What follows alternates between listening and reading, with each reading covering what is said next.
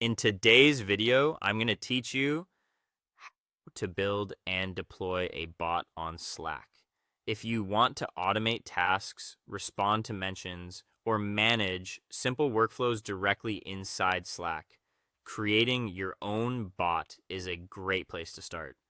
In this walkthrough, we'll set up the app in Slack, enable the right connection method, configure permissions, and prepare the development environment so your bot is ready to run.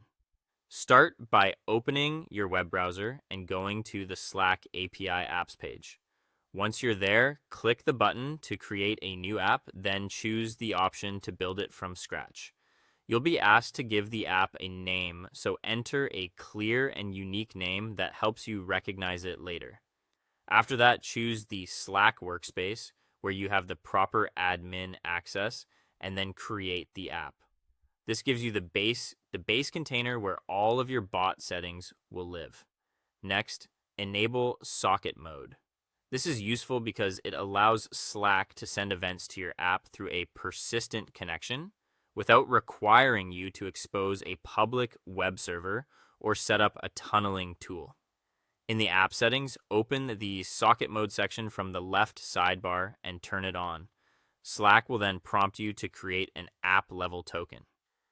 Give that token a simple label so you can identify it, then generate it. You'll receive a secure token that begins with a specific prefix. Store it somewhere safe because you'll need it later and it should never be shared publicly. After that, set up your bot permissions. In the left sidebar, go to OAuth and permissions, then scroll down to the scopes area. Under bot token scopes, add the permissions your bot needs. The first one allows the bot to detect when it is mentioned in Slack.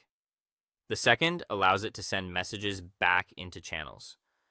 These two permissions are a solid starting point for a basic interactive bot. Once the scopes are added, go back to the top of the page and install the app to your workspace. Approve the authorization screen, then copy the bot user OAuth token that Slack generates. Just like the earlier token, keep this secure and private. Finally, prepare your project environment on your computer. Open your terminal or command line, create a new project folder, move into it, and install the official Slack bolt library for Python using pip.